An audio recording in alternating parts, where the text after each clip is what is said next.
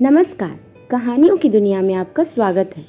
आज मैं आप सभी को सुनाने जा रही हूँ पृथ्वीनाथ मधुप की लिखी हुई कहानी विश्वास। तो आइए सुनते हैं कहानी विश्वास। कहा जाता है कि प्राचीन काल में एक तपस्वी ब्राह्मण कश्मीर में रहा करते थे। परिवार बड़ा होने के कारण उनका पालन पोषण करने में असमर्थ रहते थे। वह रात भर अपनी तपस्या में लीन रहते थे और दिन भर मेहनत मजदूरी करने में अपने आप को खपा देते। जितने ही वह नम्र थे और अच्छे स्वभाव के थे, उतनी ही उनकी पत्नी क्रुद्ध और तीव्र स्वभाव की थी, जो उन्हें हर समय बहुत तंग करती रहती थी। एक दिन ब्राह्मण काम ढूंढने के लिए निकले, पर कहीं भी काम न मिला। शाम को डरते डरते आंगन में प्रविष्ट हुए, पर ज्यों ही उन्हें पत्नी ने खाली हाथ आते देखा, वह हाथ में एक जलती लकड़ी लेकर आंगन में आई और आओ देखा न ताओ, पति पर प्रहारों पर प्रहार करने लगी। दूसरे दिन फिर से ब्राह्मण काम की तलाश में निकले, पर इस दिन भी भाग्य ने उनका साथ न दिया। घर पहुंचे तो वहां बच्चों को भूख से तड़पते देखा। यह देख उनका कलेजा मुंह को आ गया। करते भी क्या, अतः बच्चों को खाली पेट सुला दिया। उन्हें नींद कैसे आती, सोचने लगे कि भगवान ने स्वयं कहा है कि मैं रात होने से पहले कीड़े मकोड़ों तक के लिए अन्न की व्यवस्था करता हूँ। यदि पुस्तकों में लिखी यह बात सही है तो मेरे बच्चों के लिए अन्न की व्यवस्था क्यों नहीं हुई, इनके पेट खाली क्यों रह गए। यह सोचने के पश्चात वह उठ खड़ा हुआ, पुस्तक खोली, वहाँ बिल्कुल यही लिखा था। अपने आप से कहने लगे, यह गलत है, बिल्कुल गलत, इस बात को पुस्तक से मिटाना ही ठीक। पुस्तक बंद करके रख दी और लेट गए। अगले दिन प्रातः पुनः काम की खोज में निकल पड़े। दिन भर काम करने के बाद कई पैसे की कमाई हुई। इन पैसों से सेर भर आटा खरीदा और घर आ गए, पर ज्यों ही आंगन में पैर रखा, वहां दूसरा ही आलम था।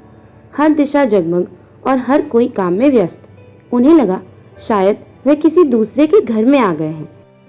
द्वार पर दृष्टि पड़ी तो वहां उनकी पत्नी चेहरे पर चमक और अधरों पर मुस्कान लिए उनके स्वागत को तत्पर खड़ी थी। जब वह द्वार के भीतर आए तो पत्नी ने हंसते हुए उनके मुख में मिश्री का एक ढेला डालते हुए कहा, आज हमारी जीवन भर की विपदा और अभाव दूर हो गए। आपके एक मित्र ने हमें इतना धन और संपत्ति दिया कि हम पीढ़ियों तक निश्चिंत हो गए। प्रभु उसे दीर्घायु प्रदान करें और लोमश ऋषि की आयु दें। पत्नी की बात सुनकर ब्राह्मण सोचने लगा कि मेरा ऐसा तो कोई मित्र नहीं जिसमें इतनी दात्री शक्ति हो न हो कोई भ्रमवश यह धन दे गया। कहीं मेरी पत्नी ने तो किसी सीधे व्यक्ति को अपनी चतुराई से नहीं ठगा। अरे वह व्यक्ति कौन था, बता? ब्राह्मण ने पत्नी से पूछा। अजी क्यों नाटक करते हो, जैसे कुछ पता ही नहीं।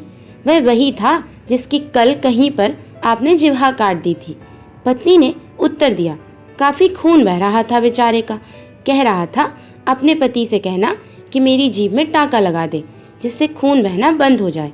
बकवास न कर, मैंने किसकी जिह्वा काटी है? मुझे पूरा पूरा बता दे कि वह था कौन, नाम क्या था? पति एक सांस में बोल पड़ा। जब आप सुबह शहर की ओर चल पड़े तभी एक घोड़े वाला आया। उसके घोड़े की पीठ पर एक थैला था। मुझसे पूछा कि तुम्हारा पति कहाँ है? मैंने कहा वे काम से गए हैं। उसने कहा यह थैला ले लो तो मैं जाऊं। हमने थैला लिया और ऊपर की मंजिल पर इसे खाली किया। इसमें हीरे, रत्न, मोती और सोने के सिक्के थे। थैला लौटाते हुए हमने उनसे पूछा कि आप हैं कौन, क्या नाम है आपका, ये रत्न हीरे आदि आप कहाँ से लाए हैं? उसने उत्तर में कहा कि तुम्हारे पति का मुझ पर ऋण था। कल रात तुम लोगों के पास कुछ भी खाने को नहीं रहा होगा।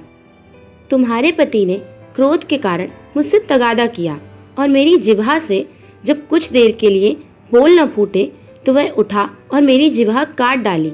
यह कहकर उसने अपनी जीभ दिखा दी। वह कटी थी और उससे लगातार रक्त बह रहा था। पत्नी बोलती जा रही थी। उस दृष्टिवान साधक की समझ में सारी बात आ गई और बिना घर में घुसे उन्हीं कदमों से लौट पड़ा। आप कहाँ चल पड़े? पत्नी ने पूछा। उस बेचारे की जीभ में टाँका लगाने, पति बोल पड़ा।